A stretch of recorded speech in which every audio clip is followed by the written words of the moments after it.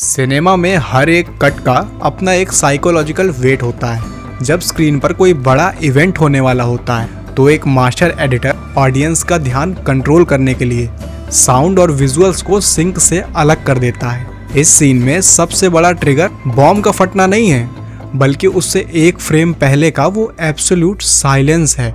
Cut किसी भी random action sequence पर नहीं, बल्कि कैरेक्टर के चेहरे पर हो रहे एक माइक्रो एक्सप्रेशन पर लगाया गया है। जब आप किसी एक्टर के फेशियल मूवमेंट के पीक पर कट लगाते हैं तो आने वाला अगला शॉट ऑडियंस के दिमाग में सीधा हिट करता है। ये पेसिंग ही एडिटिंग का सबसे बेसिक रूल है। एडिटिंग कंसोल पर बैठते ही अक्सर ध्यान टेक्निकल साइड पर चला जाता है, लेकिन सच ये है कि सॉफ्टवेयर सिर्फ एक टूल है। असली एडिटिंग स्क्रीन पर नहीं, ऑडियंस के दिमाग में होती है। जब किसी सीक्वेंस में स्टोरी की ज़रूरत को बेसिक रूल्स से ऊपर रखा जाता है, तब ऑडियंस फ्रेम बाय फ्रेम कहानी से कनेक्ट रहती है।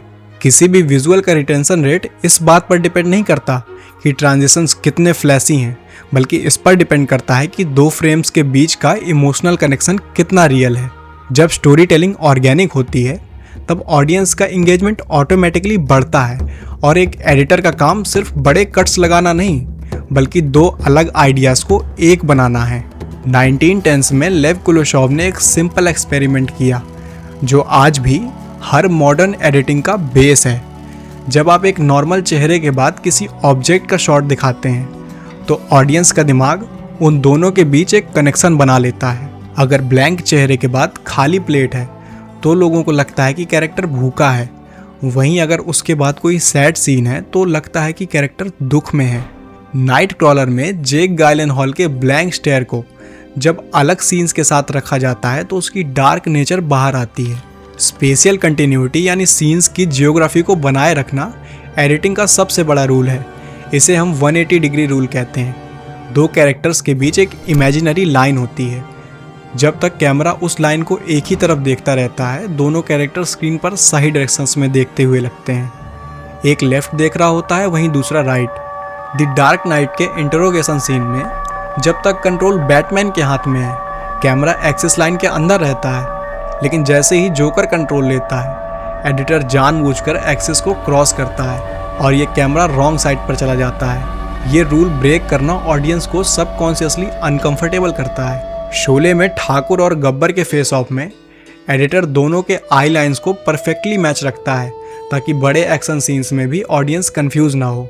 अक्सर हम सोचते हैं कि एडिटिंग का मतलब बस फास्ट कट्स लगाना है, लेकिन रियल मास्टरी इसमें है कि आपको पता हो कि कट कब नहीं लगाना है। पेसिंग फास्ट कटिंग से नहीं, बल्कि सीन की इमोशनल ज़रूरत से तय होती है।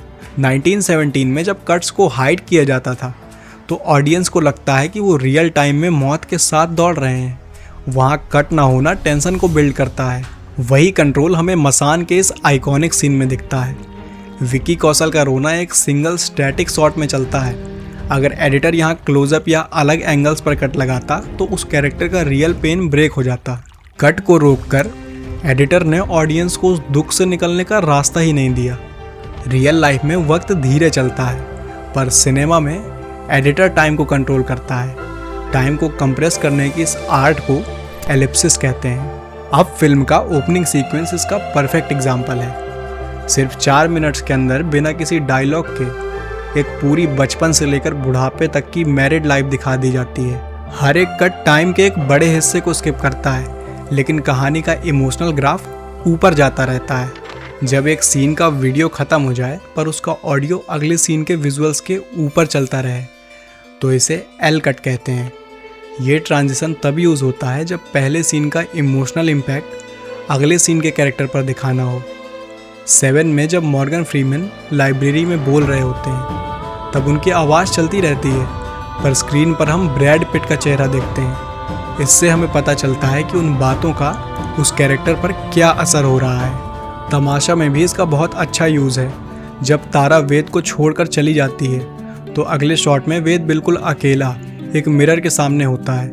वो कुछ बोल नहीं रहा होता, पर तारा के रोने और बोलने की आवाज़ चलती रहती है। एल कट यहाँ एक साइकोलॉजिकल ब्रिज का काम कर रहा है, जो दिखाता है कि भले ही फिजिकली जगह बदल गई, पर कैरेक्टर के दिमाग में अभी भी वही पुरानी बातें चल रही हैं। एल कट का ठीक उल्टा होता है जे कट।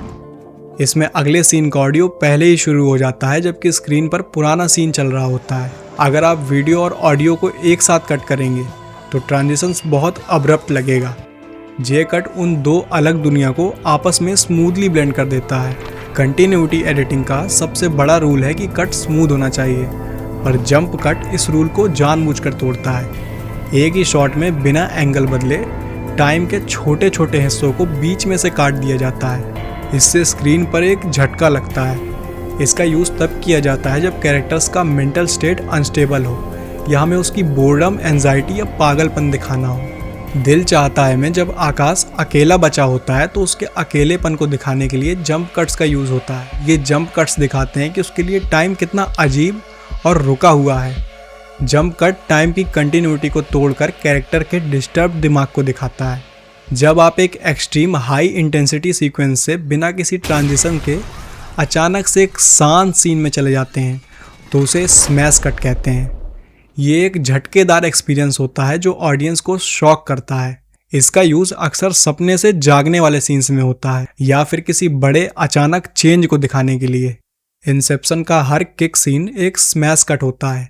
एक तरफ गाड़ी पानी में गिर रही है, वहीं अगले ही मिलीसेकंड में कैरेक्टर एक शांत कमरे में आँख खोलता है। हैदर में जब बॉम्ब फटते हैं और लोग शोर मचा रहे होते हैं, एडिटर अचानक से एकदम साइलेंट वाइट शॉट पर स्मैश कट लगा देता है जहाँ सिर्फ बर्फ़ गिरती हुई दिखाई देती है। ये कॉन्ट्रास्ट ऑडियंस को दिमागी तौर पर हिला देता है और उनका ध्यान पूरी तरह से स्क्रीन पर लॉक हो जाता है। डायलॉग एडिटिंग किसी गाने को कंपोज करने जैसा होता है, क्योंकि रियल लाइफ में जब 2 या 3 लोग लड़ते हैं तो वो एक दूसरे के रुकने का वेट नहीं करते, वे एक दूसरे के ऊपर बोलते हैं। एक वीक एडिटर सेंटेंस खत्म होने पे कट लगाता है जो बहुत फेक लगता है, वहीं एक मास्टर एडिटर बीट्स पर कट लगाता है। Or you getting shot when you open your front door. What are you gonna do now? Are you gonna hit me to show me how much you love me? That's what makes me want to peel my skin off. You'll never be happy. And now later. अगर आपने अपना काम perfect तरीके से किया है तो कोई भी उसे स्क्रीन पर नोटिस नहीं करेगा। एडिटर का काम कट्स को दिखाना नहीं बल्कि उन्हें छुपाना होता है। टाइम को बदलना, स्पेस को मैनिपुलेट करना और स्क्रीन पर चल रहे फिक्सन को रियल बनाना, इस क्राफ्ट का यही मैजिक है। जब सारी टेक्निकलिटीज़ और सारे कट्स एक्टर के इमोशन और स्टोरी की नैरेटिव से सिंक हो जाते हैं तब सिनेमा एक रियलिटी बन जाता है। एक मास्टर लेवल एडिटर बनने के लिए फ्रेम्स को काटना नहीं बल्कि फ्रेम्स के पीछे छिपी इंसानी साइकोलॉजी को पढ़ना सीखना होगा, तभी हर एक कट ऑडियंस के दिल पर लगेगा। मैं मिलूँगा फिर किसी और वीडियो में, तब तक के लिए bye bye and happy film making.